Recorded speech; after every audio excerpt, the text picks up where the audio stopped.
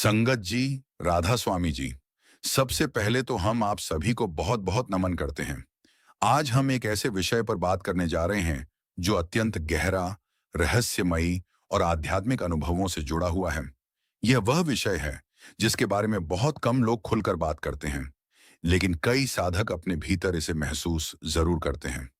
संगत जी, आपने कभी सोचा है कि जब हम भजन और सिमरन करते हैं तो कभी-कभी भीतर ऐसी सूक्ष्म आवाजें क्यों सुनाई देती हैं? कुछ लोगों को घंटी जैसी ध्वनि सुनाई देती है, किसी को बांसुरी जैसी मधुर धुन महसूस होती है, तो किसी को झंकार जैसी आवाज आती है। और कुछ साधकों को ऐसा लगता है जैसे बहुत दूर से कोई मधुर ध्वनि बुला रही हो।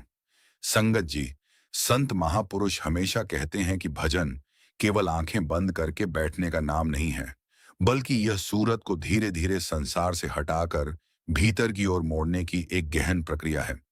जब साधक लगातार प्रेम, तड़प और समर्पण के साथ नाम में बैठना शुरू करता है, तब उसके भीतर बहुत सूक्ष्म परिवर्तन होने लगते हैं। यह परिवर्तन इतने सूक्ष्म होते हैं कि सामान्य व्यक्ति इन्हें महसूस नहीं कर पाता। लेकिन जो साधक प्रेम और समर्पण से भजन करता है, उसे ये परिवर्तन धीरे धीरे अनुभव में आने लगते हैं। और यही वह समय होता है जब भीतर की दुनिया खुलने लगती है। संगत जी, शुरुआत में मन बहुत भागता है। ये मन का स्वभाव है, वह हमेशा कहीं ना कहीं भागता रहता है। कभी पुराने विचार आते हैं, कभी भविष्य की चिंताएं सताती हैं, और कभी बिना कारण बेचैनी महसूस होती है। ऐसा इसलिए होता है क्योंकि मन वर्षों से संसार में भटकता रहा है। वह बाहरी विषयों का आदी हो चुका है। जैसे कोई व्यक्ति वर्षों से शोरगुल वाले शहर में रहता है तो उसे शांति अजीब लगती है, वैसे ही मन भी वर्षों से संसार के शोर में रहा है, इसलिए उसे शांति अजीब लगती है। लेकिन जैसे जैसे साधक प्रेम से नाम में टिकना शुरू करता है, वैसे वैसे विचारों का शोर धीरे धीरे कम होने लगता है। जब विचारों का शोर कम होता है, तब भीतर एक अलग प्रकार की शांति महसूस होने लगती है। यह शांति संसार की किसी भी शांति से अलग होती है। संसार की शांति क्षणिक होती है, बाहरी परिस्थितियों पर निर्भर करती है, लेकिन भीतर की शांति स्थायी होती है, बिना किसी बाहरी कारण के। यह वह शांति है जिसके बारे में संत महापुरुषों ने हमेशा कहा है, शांति का वास्तविक स्रोत भीतर है, बाहर नहीं। यह वह शांति है जो संसार की किसी भी वस्तु में नहीं मिलती। करोड़ों रुपए, महल, सुख सुविधाएं, ये सब बाहरी शांति दे सकते हैं, लेकिन वह शांति भीतर की शांति के सामने बहुत तुच्छ है। संगत जी, यही वह अवस्था होती है जहां कुछ साधकों को कभी कभी भीतर बहुत सूक्ष्म आवाज महसूस होने लगती है। ये आवाज बाहर से नहीं आती, बल्कि भीतर से उत्पन्न होती है। ये इतनी सूक्ष्म होती है कि संसार के शोर में इसे सुनना असंभव है, लेकिन जब मन शांत होता है, तब यह स्पष्ट रूप से महसूस होती है। यह ऐसा है जैसे किसी शोरगुल वाले कमरे में कोई धीरे से फुसफुसा रहा हो। आप उसे सुन नहीं सकते, लेकिन जब कमरा शांत हो जाए तो वही फुसफुसाहट साफ सुनाई देती है। ठीक इसी तरह जब मन शांत होता है, तब भीतर की सूक्ष्म ध्वनि सुनाई देती है। भीतर की यात्रा का आरंभ, यह सूक्ष्म आवाज भीतर की यात्रा का पहला संकेत है। यह दर्शाता है कि साधक सही दिशा में आगे बढ़ रहा है। यह उसके प्रेम, तड़प और समर्पण का फल है। यह सद्गुरु की कृपा है कि साधक को यह अनुभव हो रहा है। संत महापुरुष कहते हैं कि जब साधक को यह अनुभव होता है, तो उसे समझना चाहिए कि वह अब संसार की ओर नहीं, बल्कि भीतर की ओर देखना शुरू कर रहा है। यह उसके जीवन का सबसे बड़ा मोड़ है। अब वह धीरे धीरे संसार से निकलकर अपने वास्तविक घर की ओर बढ़ रहा है। विभिन्न प्रकार की सूक्ष्म ध्वनियां। संगत जी, संत महापुरुषों ने भीतर सुनाई देने वाली ध्वनियों के बारे में बहुत विस्तार से बताया है।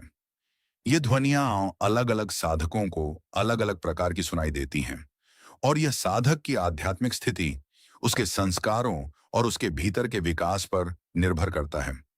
घंटी जैसी मधुर ध्वनि कुछ साधकों को नाद भ्रम की शुरुआती अवस्था में घंटी जैसी मधुर ध्वनि सुनाई देती है। यह ध्वनि इतनी सूक्ष्म होती है कि पहली बार जब साधक इसे सुनता है, तो उसे लगता है कि यह उसकी कल्पना है, लेकिन धीरे धीरे यह स्पष्ट होती जाती है और अधिक मधुर होती जाती है। यह घंटी जैसी ध्वनि कभी एक घंटी की होती है, तो कभी कई घंटियों की। कभी दूर से बजती हुई घंटियों की मधुर झंकार, तो कभी पास में बजती हुई बड़ी घंटी की गंभीर ध्वनि। यह अलग अलग साधकों को अलग अलग प्रकार की सुनाई देती है। बांसुरी जैसी अलौकिक धुन कुछ साधकों को बांसुरी जैसी अत्यंत मधुर धुन सुनाई देती है। यह धुन इतनी मधुर होती है कि साधक उसमें खो सकता है। संसार का कोई भी संगीत इसके आगे फीका लगता है। यह धुन ऐसी होती है जो आत्मा को सीधे छू लेती है। यह बांसुरी की धुन कभी बहुत धीमी होती है, तो कभी तेज, कभी एक सुर में होती है, तो कभी कई सुरों में। कभी यह बहुत दूर से आती हुई प्रतीत होती है, तो कभी बहुत पास से। यह सब साधक की अवस्था पर निर्भर करता है। झंकार जैसी ध्वनि कुछ साधकों को झंकार जैसी ध्वनि आती है, जैसे कोई तार वाला वाद्य यंत्र बज रहा हो। यह ध्वनि बहुत सूक्ष्म होती है, लेकिन अत्यंत स्पष्ट। यह ऐसी होती है जैसे कोई वीणा या सितार बज रहा हो, लेकिन वह संगीत संसार का नहीं, बल्कि अलौकिक होता है। इस झंकार में कभी कम तारों का संगीत होता है, तो कभी कई तारों का। कभी यह बहुत तेज होती है, तो कभी बहुत धीमी। कभी यह एक स्वर में होती है, तो कभी कई स्वरों में। यह सब साधक की भीतरी अवस्था पर निर्भर करता है। शंख जैसी गंभीर ध्वनि कुछ साधकों को शंख जैसी गंभीर और दूरगामी ध्वनि सुनाई देती है। यह ध्वनि बहुत गहरी होती है, जैसे सागर की गूंज। यह इतनी गंभीर होती है कि यह आत्मा के हर कण को छू लेती है। यह शंख की ध्वनि कभी बहुत धीमी होती है, तो कभी बहुत तेज। कभी यह बहुत दूर से आती है, तो कभी बहुत पास से। कभी यह एक स्वर में होती है, तो कभी कई स्वरों में। यह सब साधक की आध्यात्मिक प्रगति पर निर्भर करता है। मधुर पुकार, आत्मा का आह्वान। कुछ साधकों को ऐसा लगता है जैसे बहुत दूर से कोई उन्हें पुकार रहा है। यह पुकार इतनी मधुर होती है कि आत्मा उसी दिशा में खींचने लगती है। यह वही पुकार है जिसके बारे में संत महापुरुष कहते हैं, सद्गुरु की पुकार। यह पुकार कभी बहुत धीमी होती है, तो कभी बहुत स्पष्ट। कभी ऐसा लगता है कि कोई बहुत पास से पुकार रहा है, तो कभी बहुत दूर से। कभी यह एक शब्द में होती है, तो कभी कई शब्दों में। लेकिन यह पुकार हमेशा आत्मा को आकर्षित करती है। अन्य प्रकार की ध्वनियां इन मुख्य ध्वनियों के अलावा भी कई प्रकार की ध्वनियां सुनाई देती हैं। सागर की लहरों जैसी ध्वनि, कुछ साधकों को सागर की लहरों जैसी ध्वनि सुनाई देती है। मधुमक्खी की गुंजन जैसी ध्वनि, कुछ साधकों को मधुमक्खी की गुंजन जैसी सूक्ष्म ध्वनि सुनाई देती है। बिजली की कड़क जैसी ध्वनि, कुछ साधकों को बिजली की कड़क जैसी तेज ध्वनि सुनाई देती है। पक्षियों के कलरव जैसी ध्वनि, कुछ साधकों को पक्षियों के कलरव जैसी मधुर ध्वनि सुनाई देती है। हवा के झोंके जैसी ध्वनि, कुछ साधकों को हवा के झोंके जैसी धीमी ध्वनि सुनाई देती है। यह आवाज क्यों सुनाई देती है? संगत जी, यह समझना बहुत जरूरी है कि यह आवाज क्यों सुनाई देती है। संत महापुरुषों ने इसके बारे में विस्तार से बताया है। एक, मन के शांत होने का परिणाम। जब मन के विचारों का शोर कम होता है, तब भीतर की सूक्ष्म ध्वनियां सुनाई देने लगती हैं। जैसे शोरगुल वाले कमरे में धीमी आवाज सुनाई नहीं देती, लेकिन शांत कमरे में वही आवाज स्पष्ट सुनाई देती है। मन इतना शोरगुल वाला है कि उसमें भीतर की सूक्ष्म ध्वनि सुनाई ही नहीं देती, लेकिन जब मन शांत होता है, तो वह ध्वनि स्पष्ट रूप से सुनाई देने लगती है। यही कारण है कि संत महापुरुष मन को शांत करने पर इतना जोर देते हैं। जब साधक की सूरत संसार से हटकर भीतर की ओर मुड़ने लगती है, तब यह अनुभव होता है। यह दर्शाता है कि साधक सही दिशा में आगे बढ़ रहा है। अब उसका ध्यान बाहर की चीजों पर नहीं, बल्कि भीतर की चीजों पर है। यह एक बहुत बड़ा परिवर्तन है। जब तक साधक की सूरत बाहर थी, तब तक वह संसार के शोर में खोया हुआ था। अब जब सूरत भीतर मुड़ी है, तो वह भीतर की शांति और ध्वनियों को अनुभव कर रहा है। 3, आत्मा का जागरण। यह ध्वनियां आत्मा के जागरण का संकेत है। जब आत्मा धीरे धीरे अपने वास्तविक स्वरूप को पहचानना शुरू करती है, तब यह अनुभव होता है। आत्मा जो वर्षों से सोई हुई थी, अब जागने लगी है। आत्मा का जागरण बहुत धीरे धीरे होता है। पहले वह थोड़ी सी जागती है, फिर थोड़ी और, फिर पूरी तरह जाग जाती है। और जब वह जागती है, तो वह भीतर की ध्वनियों को महसूस करने लगती है। 4, सद्गुरु की कृपा। संत महापुरुष कहते हैं कि यह सद्गुरु की कृपा है कि साधक को यह अनुभव हो रहा है। यह उसके भीतर के मार्ग के खुलने का संकेत है। सद्गुरु ही साधक को भीतर की ओर खींचते हैं और उसे भीतर की चीजें दिखाते हैं। जब सद्गुरु की कृपा होती है तो साधक को वह चीजें अनुभव होती हैं जो वह अपने बल पर कभी अनुभव नहीं कर सकता। यह सब सद्गुरु की कृपा है। यह आवाज कहां से आती है? संगत जी, यह एक बहुत महत्वपूर्ण प्रश्न है। यह आवाज कहां से आती है? संत महापुरुषों ने इसका गहराई से उत्तर दिया है। एक, भीतर का नाद, अनाहत नाद। यह आवाज बाहर से नहीं बल्कि भीतर से आती है। यह नाद ब्रह्म है जो हमेशा भीतर चल रहा है, लेकिन हम संसार के शोर में इसे सुन नहीं पाते। संत महापुरुष इसे अनाहत नाद कहते हैं, जो बिना बजाए बज रहा है। अनाहत नाद सदा से चल रहा है। यह न कभी शुरू हुआ है और न कभी समाप्त होगा। यह शाश्वत है, अनादि है। यह आत्मा का मूल स्वर है। जब आत्मा अपने मूल स्वर को पहचानती है तो वह इस अनाहत नाद को सुनती है। दो, आत्मा की मूल ध्वनि। यह आत्मा की मूल ध्वनि है।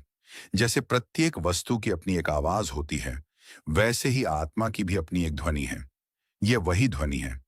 जब आत्मा अपने मूल स्वरूप में आती है तो वह अपनी ही ध्वनि को सुनती है।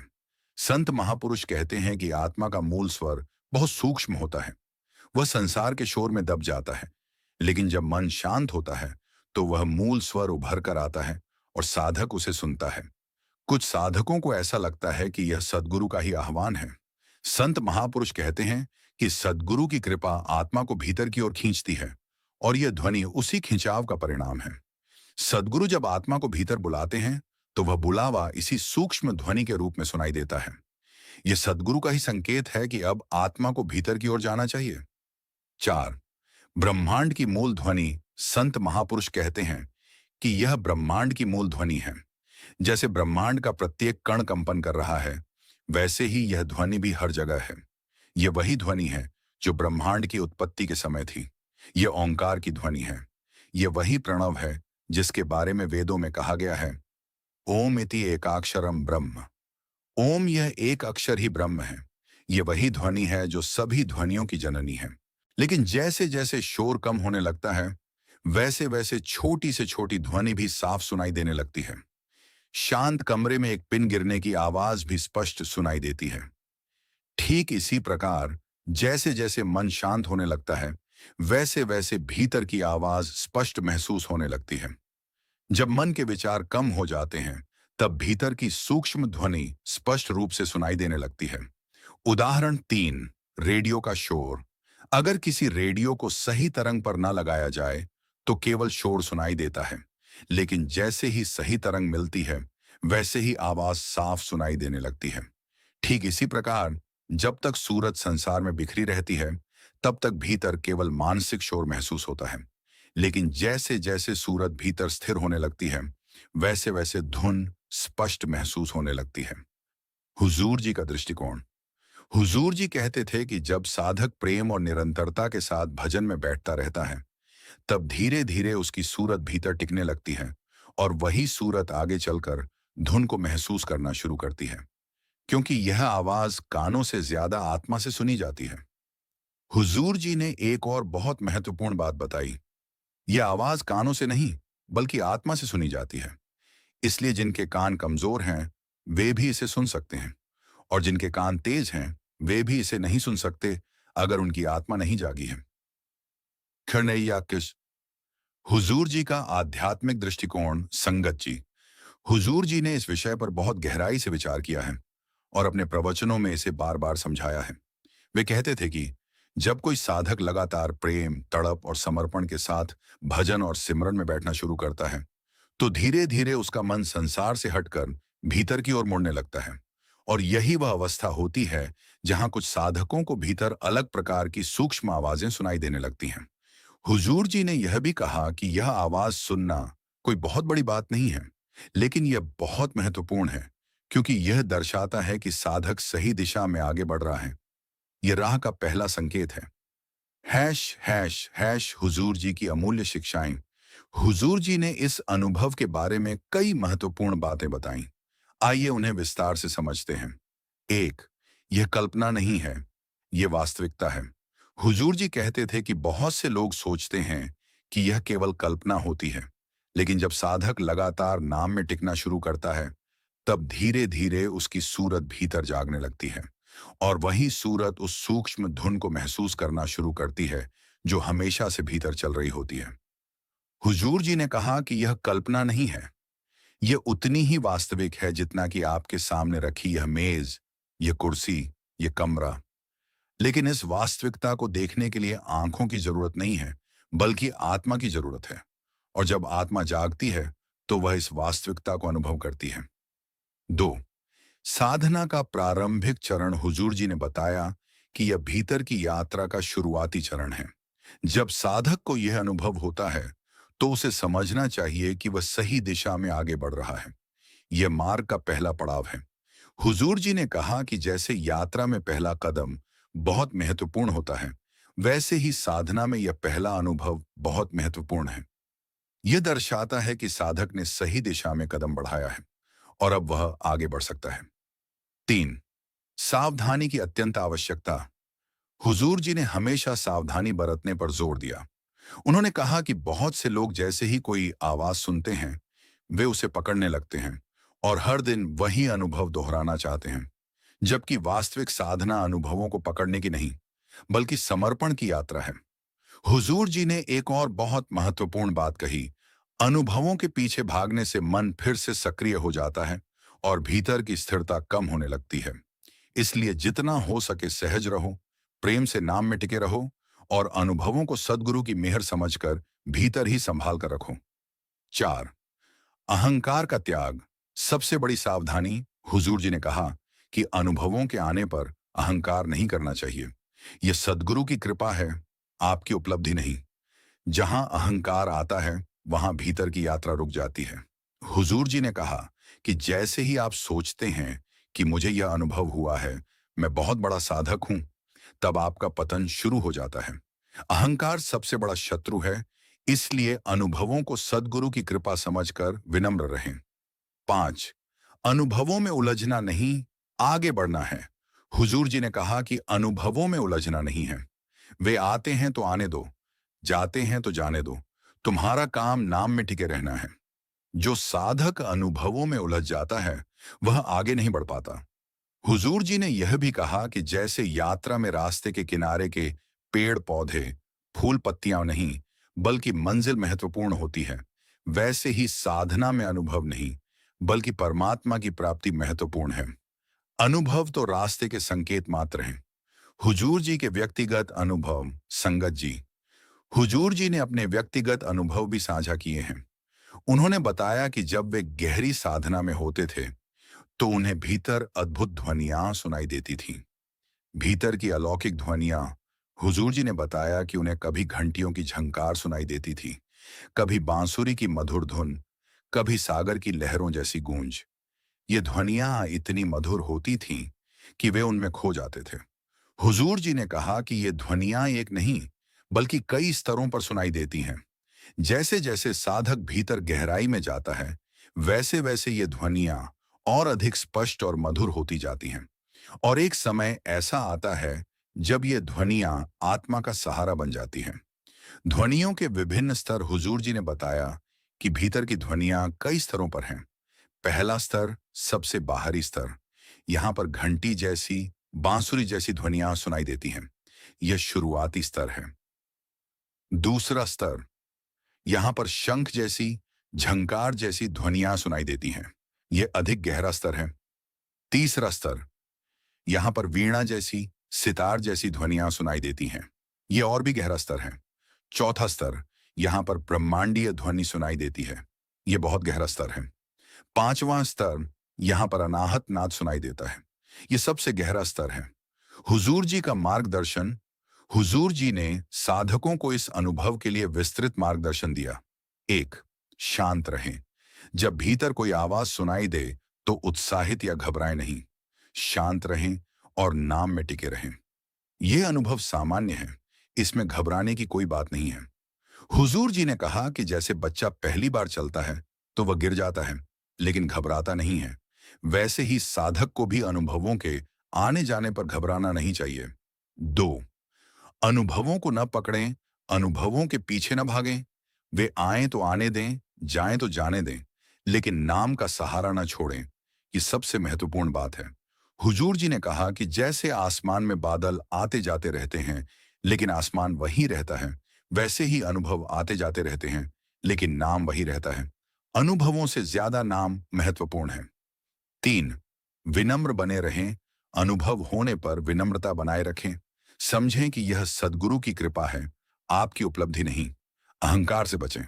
हुजूर जी ने कहा कि विनम्रता आध्यात्मिक जीवन की आधारशिला है। जितना विनम्र होंगे उतना ही आगे बढ़ेंगे। 4, निरंतरता बनाए रखें। भजन को निरंतर जारी रखें। अनुभव आते जाते रहेंगे लेकिन नाम में स्थिरता बनाए रखें। नियमितता ही सफलता की कुंजी है। हुजूर जी ने कहा कि जैसे नदी निरंतर बहती रहती है, वैसे ही साधक को भी निरंतर भजन में लगे रहना चाहिए। चाहे अनुभव हो या ना हो, चाहे मन शांत हो या अशांत, भजन जारी रखना चाहिए। जो भी अनुभव हो उसे सद्गुरु के चरणों में समर्पित कर दें। कहें, यह सब आपकी कृपा है, मुझे किसी बात का अहंकार नहीं है।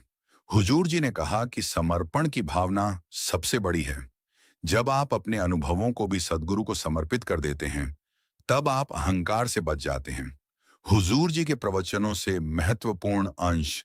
संगत जी, हुजूर जी ने अपने प्रवचनों में इस विषय पर बहुत कुछ कहा है। आइए उनके कुछ महत्वपूर्ण अंश पढ़ें। प्रवचन 1, साधक जब भजन में बैठता है तो उसे धीरे धीरे अपने भीतर एक मधुर ध्वनि सुनाई देती है। यह उसके प्रेम और समर्पण का परिणाम है, लेकिन उसे इस ध्वनि में उलझना नहीं चाहिए, बल्कि उसके माध्यम से और आगे बढ़ना चाहिए। प्रवचन 2, भीतर की ध्वनि केवल शुरुआत है। जिस प्रकार एक यात्री पहला पड़ाव देखकर रुक नहीं जाता, बल्कि आगे बढ़ता है, उसी प्रकार साधक को भी इस ध्वनि को पाकर रुकना नहीं चाहिए, उसे और आगे बढ़ना चाहिए। प्रवचन 3, जब साधक भीतर की ध्वनि सुनता है तो उसे यह नहीं सोचना चाहिए कि उसने कुछ बड़ा पा लिया है। यह तो केवल शुरुआत है, आगे बहुत कुछ है। विनम्र रहना और आगे बढ़ते रहना ही सच्ची साधना है।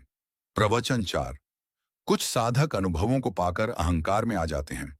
वे सोचने लगते हैं कि वे बहुत बड़े साधक हैं। यह उनकी सबसे बड़ी भूल है। अहंकार आते ही अनुभव समाप्त हो जाते हैं, इसलिए हमेशा विनम्र रहें। प्रवचन 5, सच्चा साधक वह है जो अनुभवों में उलझता नहीं, बल्कि नाम में टिका रहता है। अनुभव आते जाते रहते हैं, लेकिन नाम सदा रहता है, इसलिए नाम को पकड़ो, अनुभवों को नहीं। भाग 4, साधना के विभिन्न चरण और अनुभव। 6500 शब्द। साधना का समग्र स्वरूप। संगत जी, साधना का कोई एक स्तर नहीं है। यह एक लंबी यात्रा है जो कई चरणों से होकर गुजरती है। प्रत्येक चरण का अपना महत्व है और प्रत्येक चरण में अलग अलग अनुभव होते हैं। आइए इन चरणों को विस्तार से समझते हैं। प्रथम चरण, मन का संसार से हटना, बाहर से भीतर की ओर। संगत जी, सबसे पहले साधक का मन संसार से हटने लगता है।